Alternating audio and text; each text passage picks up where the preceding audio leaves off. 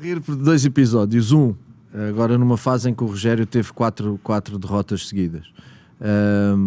O meu Instagram estava cheio de mensagens de adeptos do Bahia. E não quer dizer que seja a maioria, mas se calhar muitos deles foram aqueles que disseram Paiva, vai embora e não sei o quê, porque esta é a paixão do futebol. Esta é, por exemplo, Palmeiras, Fonte Nova, jogo com o Palmeiras. Ao minuto 87 está 0-0 com o Palmeiras em casa. E tu dizes assim, porra, se empatares 0-0 com o Palmeiras em casa, claro que a gente quer ganhar os jogos todos, mas empatar com o Palmeiras em casa 0-0, pá, se calhar é um bom resultado. E estava tudo atrás de mim, burro, vai embora, desgraça e tal, não sei o quê. Ao minuto 87. E ao minuto 92 o Tassiano faz golo. E nós ganhamos 1-0 e agora já era mister e tal.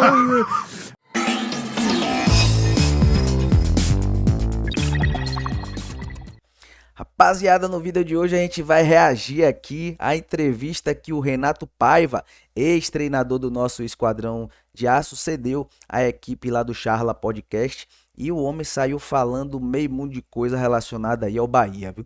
Parece que ele tá com saudade do nosso Esquadrão de Aço. Parece que o Bahia e você, torcedor, marcou aí e muito a trajetória como treinador aí do Renato Paiva, né? No vídeo de hoje a gente vai reagir aqui sobre alguns aspectos relacionados à sua saída do Bahia. Ele vai explicar tudo o que foi que aconteceu, por que que ele saiu. Parece que o Grupo City teve interferência direta no trabalho dele, ele não gostou, teve questões também de pressão psicológica envolvida, mas calma que a gente vai falar sobre tudo isso.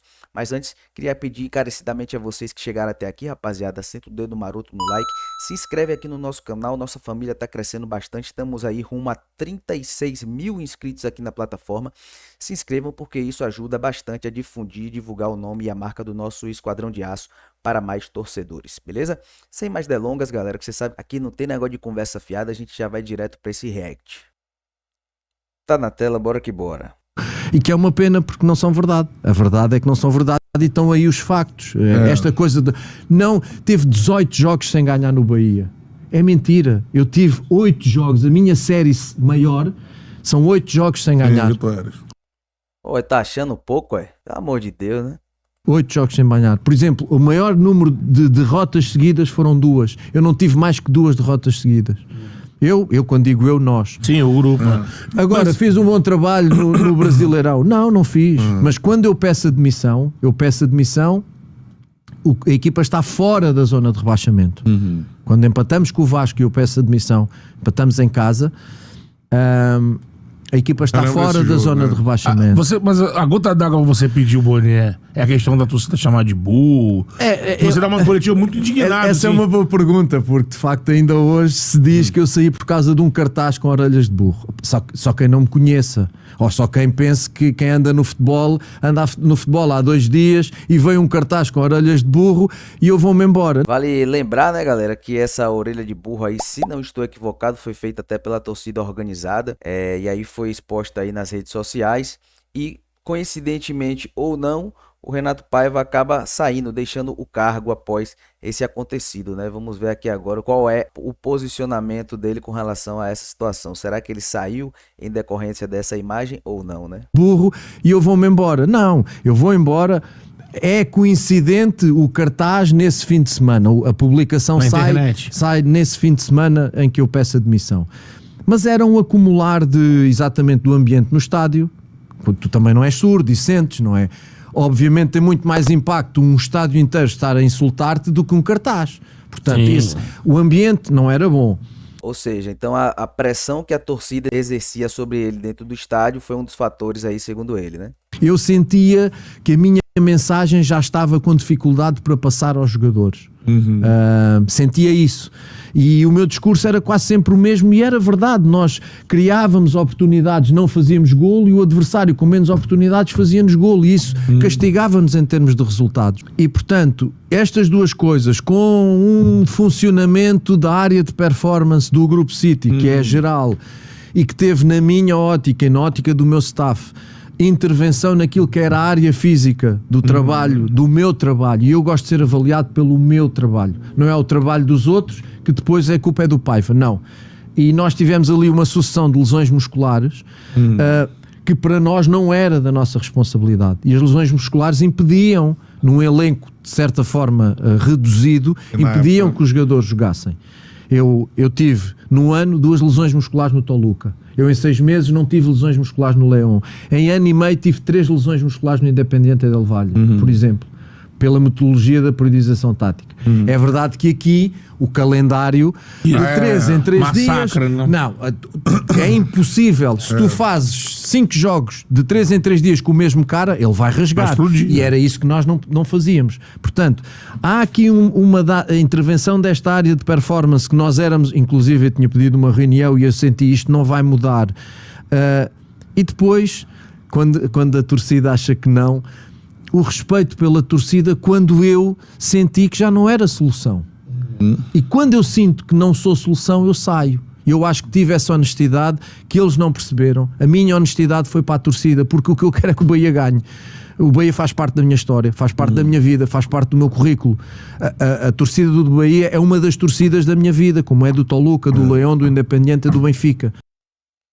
Tá aí, rapaziada. Então, falas interessantes aí do nosso ex-treinador Renato Paiva, deixando claro aqui quais foram os 3 quesitos que fizeram com que o treinador abandonasse o cargo e pedisse para sair, né? Mas os 3 quesitos aqui mais importantes que ele leva em consideração para explicar a sua saída do clube é que os jogadores, né, já não estavam entendendo a sua metodologia, né? Por exemplo, aquele jogo contra o Sport, que a gente toma 6-0, né? Então, assim, é muito entendível porque os jogadores não estavam tentando implementar a sua metodologia, porque diversas vezes a gente via que não se encaixava.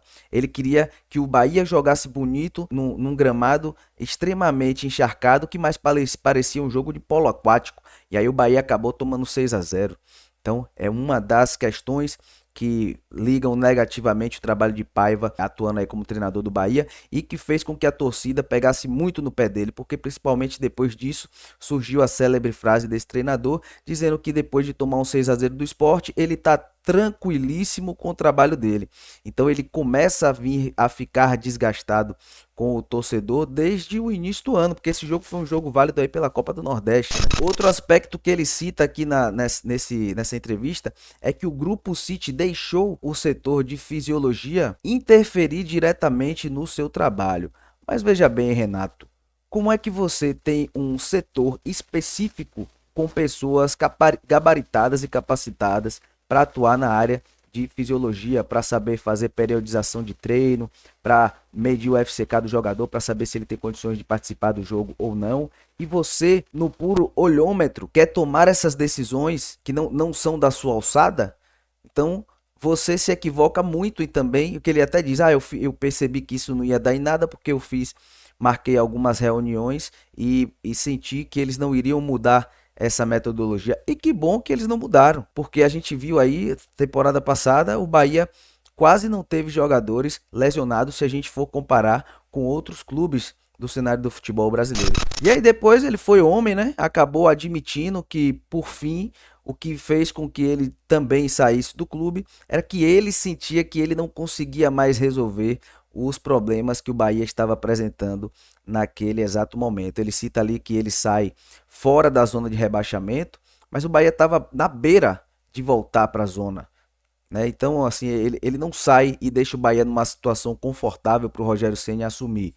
Ele sai deixando basicamente na iminência aí da gente ser inserido novamente naquela zona incômoda ali de rebaixamento para a Série B do Campeonato Brasileiro. Então, em suma, o Renato Paiva sai porque ele sentiu que não era mais capaz de desenvolver um bom trabalho aqui no Bahia e também porque recebeu uma pressão exacerbada da torcida.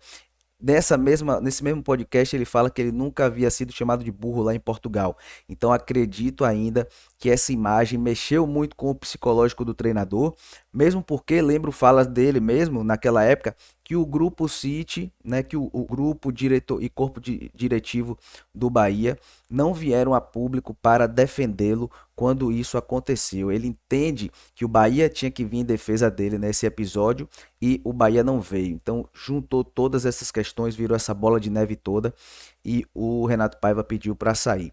Pois é, rapaziada, esse foi o React parte 1.